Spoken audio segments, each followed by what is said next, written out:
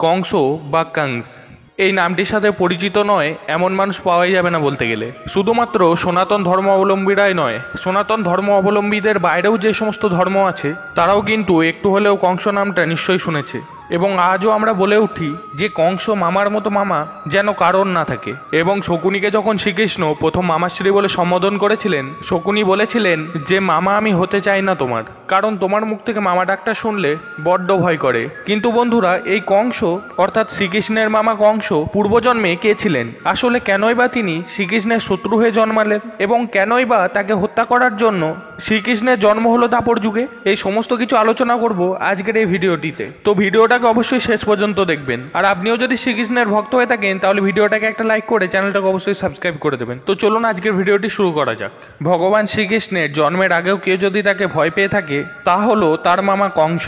প্রকৃতপক্ষে কংস রাক্ষস ছিলেন না, কিন্তু তার প্রবৃত্তি আর চরিত্রের দিক থেকে তিনি রাক্ষস প্রজাতিরই ছিলেন, অসুরও ছিলেন না। কিন্তু কংস সম্পর্কে ভবিষ্যৎবাণী হয় যে তার বোন দেবকীর গর্ভের অষ্টম পুত্র হবে তার মৃত্যুর কারণ, এবং তাই তার জন্মের আগে থেকেই কংসের মনে চলতো খালি ভয়, এবং এই ভয় বাইরে বহিঃপ্রকাশ না করতে পেরে নানা রকম অঘটন ঘটিয়ে দিত। তাই তিনি সবার ওপর অত্যাচার করতেন এবং তার প্রজাদের ওপর অত্যাচার করতেন। আসলে তিনি নিজেই ভীত ছিলেন এবং ভয় পেয়েছিলেন সেই ভবিষ্যৎবাণীকে।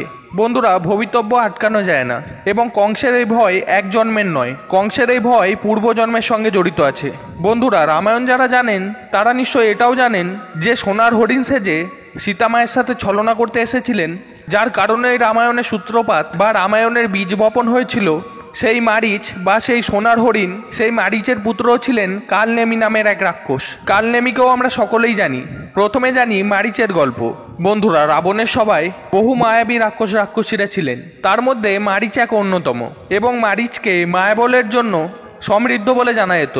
সে মায়া করতে জানতো মারাত্মক রকম, এবং সেই কারণেই মারিচকে প্রথম পাঠানো হয় সীতামাতার সাথে ছলনা করার জন্য। এবং মারিচ ছদ্মবেশে সোনার হরিণ সেজে আসেন সীতামায়ের কাছে। তারপরের গল্প আমাদের সকলের জানা, তাই সেই গল্প এখানে বলে সময় নষ্ট করলাম না। কিন্তু এই কালনেমি যে ছিল মারিচের পুত্র, সে অগস্ত্য মুনিকে বারবার বিরক্ত করার কারণে অগস্ত্য মুনি এই কালনেমিকে অভিশাপ দিয়েছিলেন যে বারংবার তিনি রাক্ষসজনিতে জন্ম নেবেন, বা রাক্ষসজনিতে জন্ম না নিলেও তার প্রবৃত্তি কিন্তু রাক্ষসের মতোই থাকবে।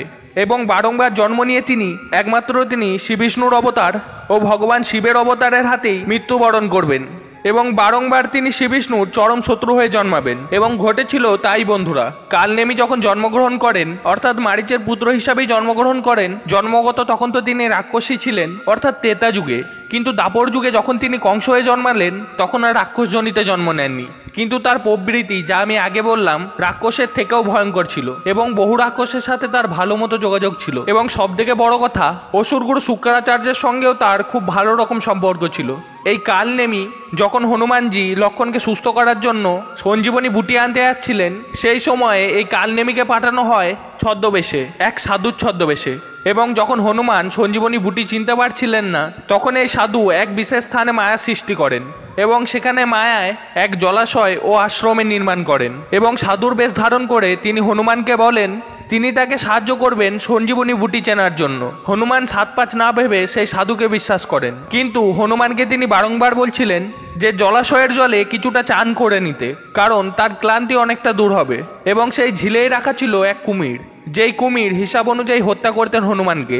তাহলেই এক রাতের মধ্যে সঞ্জীবনী বুটি আনা যেত না, আর তার ফলে লক্ষণকে আর জীবিত করা সম্ভব হতো না। এই ছিল রাবণ আর কালনেমির ষড়যন্ত্র। এরপর যখন হনুমান সেই ঝিলের মধ্যে চান করতে যান, তখন সেই কুমির তার পা কামড়ে ধরে, এবং অনেক যুদ্ধ হওয়ার পর সেই কুমির তার অভিশাপ থেকে মুক্ত হন। হ্যাঁ বন্ধুরা, সেই কুমির ছিলেন এক অপ্সরা, এবং সেই স্বর্গের অপ্সরা এক অভিশাপের কারণে কুমির হয়ে জন্ম নেন। এবং সেই অপ্সরা হনুমানকে স্পর্শ করার পর তার অভিশাপ থেকে তিনি মুক্ত হন। এবং যখন তিনি অভিশাপ থেকে মুক্ত হন, তখন তিনি হনুমানকে সমস্ত সত্যতা জানান। তিনি বলেন এই সাধু যে তাকে সাহায্য করবে বলেছে, সে আসলে কোনো সাধুই না, সে রাবণের পাঠানো দূত, যে ছদ্মবেশ ধারণ করে তাকে বিভ্রান্ত করছে, যাতে তিনি এক রাতের মধ্যে সঞ্জীবনী বুটি লক্ষণের জন্য না নিয়ে যেতে পারেন। এই কথা জানার পর হনুমান কালনেমিকে বধ করেন, এবং এইভাবেই ত্রেতা যুগে কালনেমির গল্প শেষ হয়। এরপরে কালনেমি দাপর যুগে কংস হয়ে জন্মগ্রহণ করেন, এবং এবার তার বধ হয় নারায়ণের অবতার শ্রীকৃষ্ণের হাতে। এবং শ্রীকৃষ্ণের নাম যতবার উঠেছে, কংসের নামও তার পাশাপাশি ততবারই উঠেছে। কৃষ্ণ যেমন রাধা ছাড়া অসম্পূর্ণ, তেমনই শ্রীকৃষ্ণের জীবন কাহিনীতে কংসের নাম যদি উল্লেখ না করা হয় তাহলে শ্রীকৃষ্ণের জীবন কাহিনী অসম্পূর্ণ হতে পারে। তার চরিত্র এখানে খলনায়ক বা শ্রীকৃষ্ণের চিরশত্রু, কিন্তু শ্রীকৃষ্ণের পাশাপাশি কংসের নামও নিতে আমরা বাধ্য। এবং উদাহরণস্বরূপ কংস মামা নামে আমাদের সকলের পরিচিত এই কংস।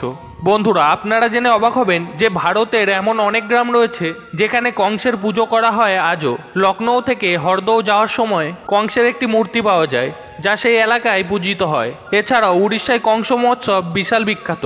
আজও উড়িষ্যায় কংস মহোৎসব বা কংস ফেস্টিভ্যাল পালন করা হয়। সেখানে কংস বধ করা হয় যেভাবে দশহরায় আমাদের রাবণ বধ করা হয়, সেভাবে সেখানে কংসের বধ করা হয়।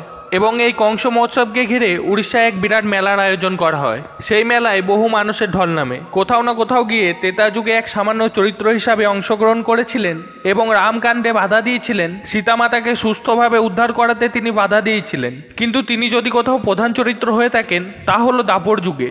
দাপর যুগের কংসকেই আমরা সবাই চিনি, কিন্তু এই কংসের ইতিহাস শুরু হয় ত্রেতা যুগ থেকে। আবারও বলে দিই, ত্রেতা যুগে মারীচের পুত্র কালনেমি ছিলেন এবং কালনেমি কিন্তু পরজন্মে শ্রীকৃষ্ণের মামা কংস হয়ে জন্মগ্রহণ করেন। তো আজকে এই পর্যন্তই। ভিডিওটা যদি আপনাদের ভালো লেগে থাকে তাহলে ভিডিওটাকে একটা লাইক করে চ্যানেলটাকে অবশ্যই সাবস্ক্রাইব করে দিন। এতক্ষণ সাথে থাকার জন্য ধন্যবাদ। রাধে রাধে।